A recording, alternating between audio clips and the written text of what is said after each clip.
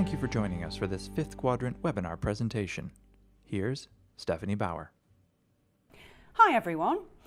For today's webinar, our agenda that we'll be covering off will be to talk about what does great customer experience look like, some of the factors that are required to enable a great customer experience, how to develop and implement a CX strategy.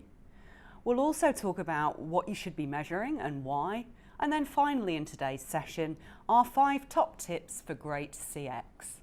So firstly, I'm going to talk about and share some insights into what great customer experience looks like. So first of all, in terms of our definition, we define customer experience as the internal response of an individual to their interactions with an organization's communications, products, channels, technologies, processes, people, and environments. An internal response includes the thoughts, the feelings, the senses, the physical reactions, and of course the emotions of the experience. And as a result of a customer experience, the person will have a level of engagement. As a result, customers will then display future behaviours, including propensities to recommend, purchase, or renew. Fifth Quadrant's consumer research in the AU market has shown that 57% of consumers are actually willing to pay more for great or good service and an experience. And that amount is around 10%. With so many organisations competing in a finite market for the same customers, there can be little to differentiate. And certainly what we're seeing now is that many organisations are looking to customer experience as that true differentiator.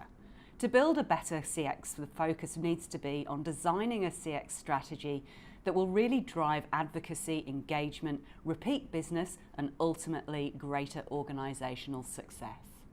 When we think about what great experiences look and feel like, from a consumer point of view, I'd really summarise this in the 4 points here.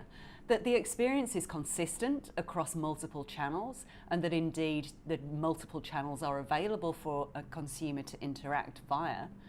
That you provide meaningful and personalised offers, in that it's something that means something to me. It's perhaps preempting my needs and wants, but is personalised to my previous potential purchasing history, or certainly what I might want to look to in the future. That the experience is easy to navigate and is helpful to me when I might need some assistance. And then finally, it's available when I want via my channel of choice. And that might be in a 24/7 environment. It could be around looking at both opportunity of the integration across channels, but also that I can interact when I want to and through potentially multiple channels also. When we then take the other lens of thinking about internally, what does good and great customer experience look like for organisations? And this slide really summarises where I think the internal factors are of high levels of CX maturity. So typically this would include an organisation that has a developed enterprise-wide customer experience strategy. They have a defined service promise or customer charter that details their promise and vision from a customer experience perspective, but also makes a commitment in terms of the service experience to customers, but also then has an internal view in terms of the KPIs and measures and the behaviours that are required to deliver against that vision that is then provided as part of that charter. That the multi-channel environment is seamless and it's integrated to provide a 360 view of customer across all of the available interaction channels. That the culture is truly customer-centric and has the customer at the heart of decision-making across the organisation. High-performing organisations, and we'll talk about this later, will definitely have high levels of employee engagement, and will also look to co-create customer-led processes that really cut through some of those process breakpoints that might be across different functional areas of an organisation to allow customers to navigate quickly, effectively, and with minimal effort to the different areas that they need to in an organisation. Organisations would also normally have a organisation-wide voice of customer programme, and that they're using those insights from ongoing customer research to drive continuous improvement and look to areas that they can continue to evolve. Customer effort is also then around looking at how that can be reduced across the organisation throughout the customer's journey. What are the opportunities to make it easier for a customer to interact with an organisation? And then finally, through data-driven and KPIs, that there is a holistic enterprise-wide approach to customer experience, and that KPIs are cascaded from the C-level all the way through to frontline employees that have meaningful KPIs that are all centred on achieving the same outcomes for the organisation. And then finally, the technology is integrated with reporting and data analytic capabilities. Okay, now I'd like to turn to our audience today and to ask you the very simple question of which organisations you think are delivering a great customer experience in Australia right now.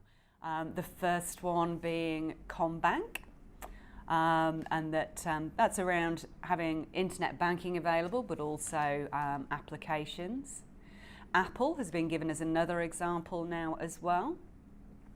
And then also Qantas, and really there around the level of integration across the channels that are available from Qantas, whether that's through their mobile app, through the kiosks and available face-to-face interaction, but also with some of their preemptive prompts through your travel experience. We've also got Hyundai, Domino's and Amasim that have been given as examples today as well. So thank you for everyone that's taken a moment to put some thought into that. And what's really interesting for me, and when I ask this question of different audiences in different environments, there does tend to be some similar brands that come up front of mind. And I think for me that the factors that are really across those organisations and areas of commonality are that they're very data driven, that there's multiple devices that are available and across multiple channels, and that they really provide a proactive and sometimes preemptive service offering to their customers to think about their needs throughout their journey. So in our next section now, we're going to talk about the factors that enable a great customer experience.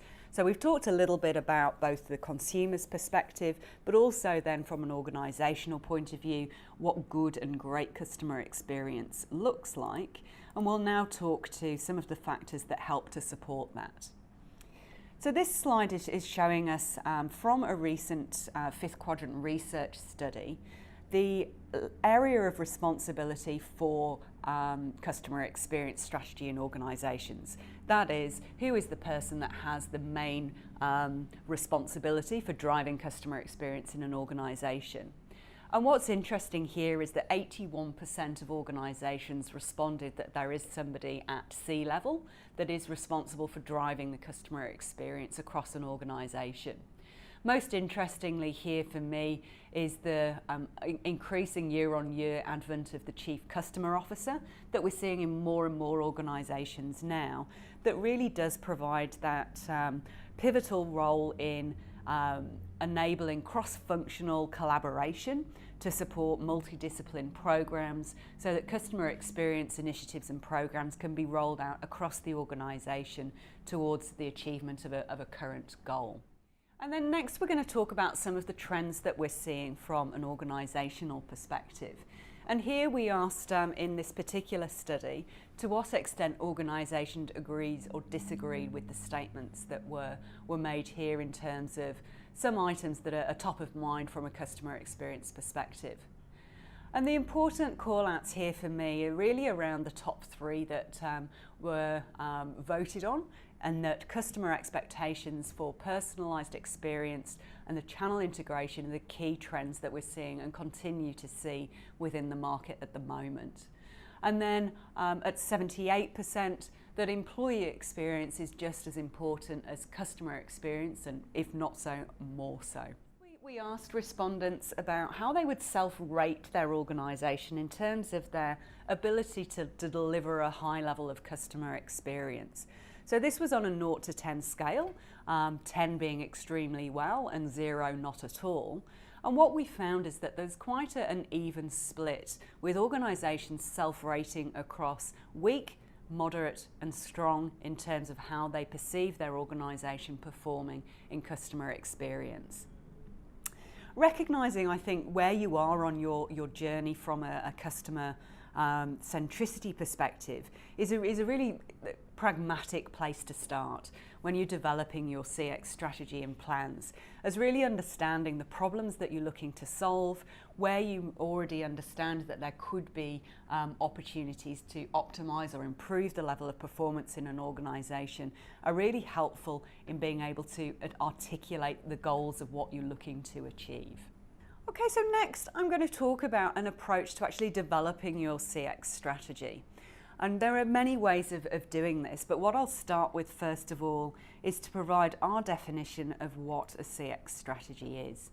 And we define it as an enterprise-wide strategy that is aligned very much to the corporate strategy and includes a unique customer value proposition, and is developed utilising customer experience design and primary research. It would absolutely include an omni-channel strategy, and those strategies are enabled by all organisational functions. And in addition to articulating the problems that you'd look to solve, you'll also define how you will measure success, and the outcomes of your strategy are as equally important. So next, let's just talk through an approach of how to develop your strategy. And this is really a summary view, but certainly I'll step through this one stage at a time. So as a first place to start, I recommend taking an evaluation of your internal strategic priorities, and this should include the commercial imperatives and the return on investment that might be required that will help to inform the appropriate measures of success as you develop the strategy and take it into implementation. Undertaking an external review is critical also at this stage, and that might include conducting primary research with customers and/or a competitor analysis to help to really inform what your unique customer value proposition is, and certainly being aware of external pressures that you need to be cognizant of as you develop your strategy moving forward. Once you've looked both from a strategic and an external perspective, the next stage for me is really about getting into the data and the detail in terms of what you need to understand. And this can be around determining revenue and cost from a channel perspective. It might be looking at profitability from an acquisition and retention point of view. It may also include the model and prediction of customer behaviour that would feed back into your commercial KPIs, but potentially into the ROI of different initiatives. This is really important in terms of understanding at this stage the levers that you have and providing a model that will allow you to track how your progress moves forward. The next stage, number 3, around designing from a customer perspective. This is where understanding from a customer's point of view to unlock their needs and preferences throughout the customer journey can be incredibly insightful to uncover both pain points from a customer experience perspective, but also opportunities from an innovation and step change perspective to look at how you could change the existing experience to be able to deliver something different into the future. Some of the tools that you might use we'll talk about later as well. And then once you've worked through your internal review of what you need to achieve from a strategic perspective, you've gone through your external assessment, you've been through the data analytics and modelled some predictive outcomes that you're looking to achieve, you've used CX design and input from customers. What is then as equally important is to understand your current operational capability. And this would be across both the people, process and technology environments within the channel operations. So this might be through your face-to-face network in branch or in kiosk. It would certainly be through contact centre, but may also be and should be across all areas and channels of customer interaction. So that would include your digital capability, both now but also your plans and strategies for the future, to understand how all of those enablers will fit in and where the gaps are in terms of what your future customer experience strategy and plan would be. Also important to consider at that time is then other internal contingent programs of work. It may be, and it usually is across most organisations, that there can be multiple programs happening at the same time that may have elements of customer experience included within those different programs. Certainly within the technology space that tends to be more frequent, but even things through to all functional areas, there may be aspects that are relevant from a customer experience perspective. So really doing a good scan across the organisation to understand what other programs of work have a contributing factor, but also which programs are contingent on your strategy, but also some of the interdependencies as well.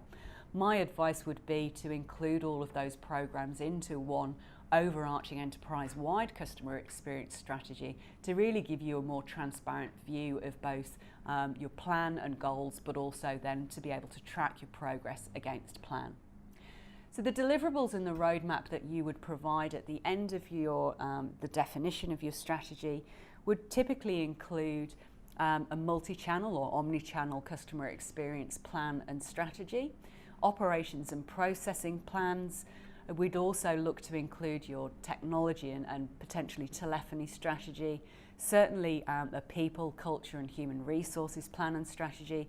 And then for most organisations, absolutely critical at this final stage would be to actually have a business case inclusive of the ROI that you would anticipate through the different initiatives that you might include within your plan. And then of course, most important to any strategy is the implementation plan, the how of what you will actually do and when you will do it, but also then how you'll measure success as you move through the implementation phase. And I'd also recommend having some good milestones at points that are relevant for you to review. And then lastly, good governance and project management practices to help you really keep the program on track with defined timings for review and success measures to monitor and track progress. Which leads us on to our next section for today, which is around customer experience success measures. This first slide shows from, again, fifth quadrant research, the main drivers for organisations looking to improve the customer experience. And across all of these different commercial KPIs, the very purest view of actually just improving the customer experience was top ranked at 76%. But then in terms of all of the other KPIs, some of them can be interlinked if we look there around a desire for business growth or looking to retain or increase market share, but also being cognizant of competitive pressures. Or it could be around increasing customer retention and reducing the level of customer attrition, but then equally around improving operational efficiency and or looking at reducing operating costs. So there's certainly a broad mix in terms of the different KPIs that organisations are looking at that are driving their CX efforts. And organisations that really recognise that improving customer experience through better products and operational efficiency will also drive customer retention and business growth and alleviate competitive pressures. So I don't think any of these sit in isolation, and organisations that are looking holistically across the whole environment will tend to be more successful in their efforts.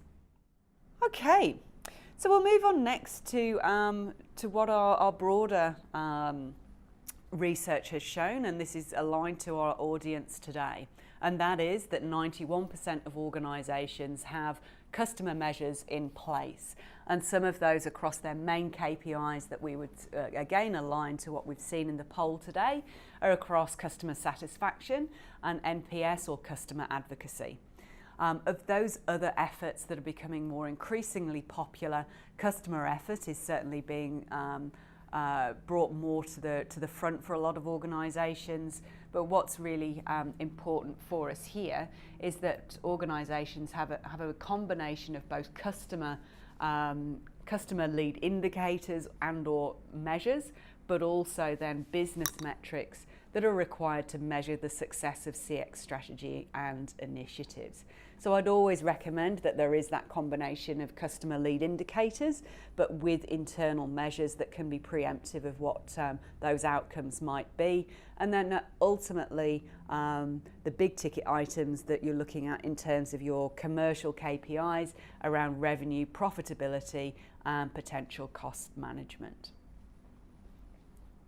So next we'll talk about how Australian organisations have self-rated their performance with regard to what we would deem as being critical key CX enablers.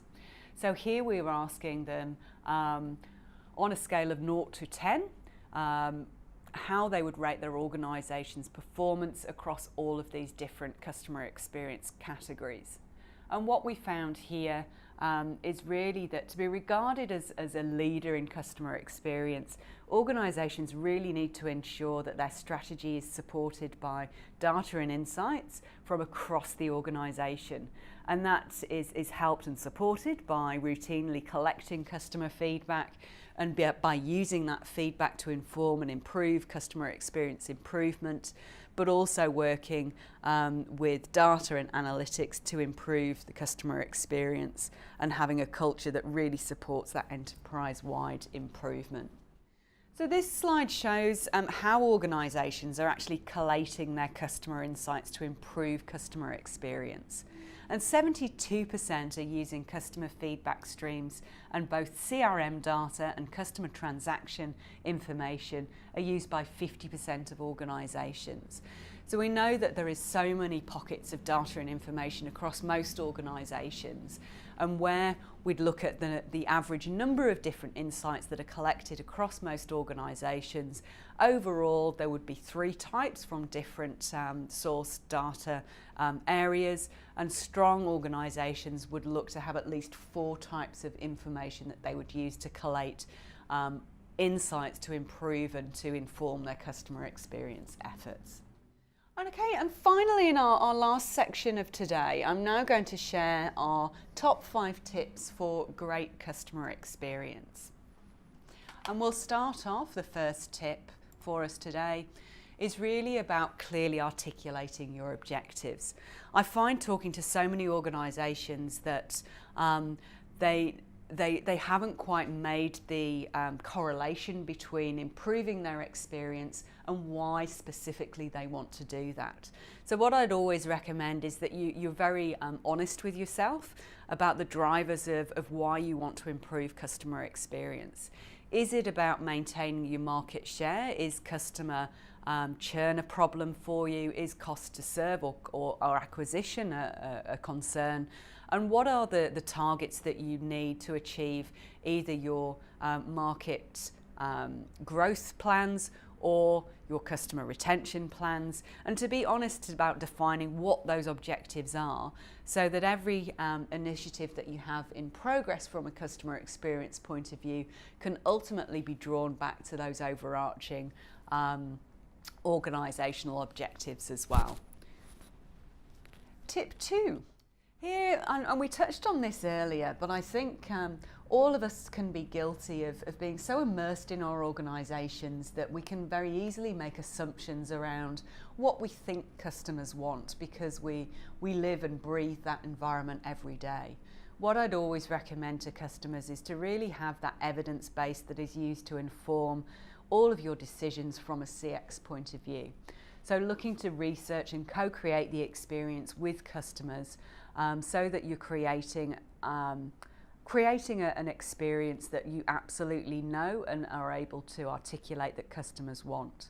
Some of the tools to be able to do that from a research perspective might be to look at stakeholder maps as outputs, the development of personas to represent different customer groups, the development of customer journey maps for different customer groups or segments, storyboards, service prototypes and blueprints. And all of those tools can be used to identify disconnects between internal processes and technologies and customers' expectations, but also can be used to identify operational inefficiencies and are really helpful to create a customer-centric organisation and can be used as points of reference for everybody to look to when they're talking about anything that can have an impact on customer and the experience. And tip 3. We've talked a little bit about technology today as well, but I here really want to bring this out as a separate point, that some organisations have invested so heavily within their digital transformation programs as part of their broader omni-channel strategy and plans, that they can start to lose sight that technology is not the only factor that's required from a CX improvement perspective, but it is indeed a critical enabler. So I'd always recommend that your technology roadmap really looks to support your customer experience goals, is aligned to your short and long-term objectives, and does provide a single view of customers across all of your interaction channels, but also is able to leverage data that will help to develop insights into the future as well.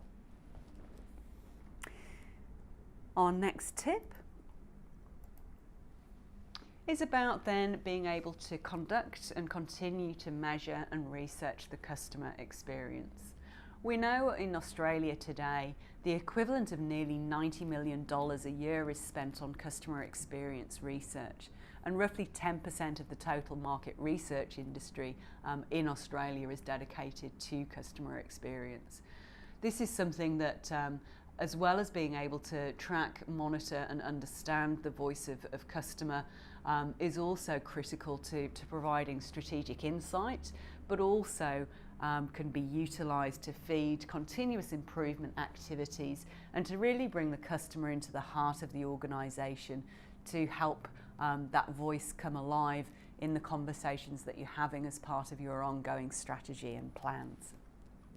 And then finally, our last tip, number 5, is really around looking at how you engage your workforce to be able to deliver on your customer experience strategy and plans.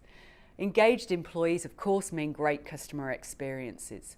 The more that employees are empowered to be able to do the right thing for customers, that they're measured on the right outcomes, that they provide resolution to customers as opposed to being monitored and measured on their efficiency as an employee, and that they really are encouraged to care about their work and for the company, and most importantly for the customers, that they want to find solutions and to help them navigate through their journey with you.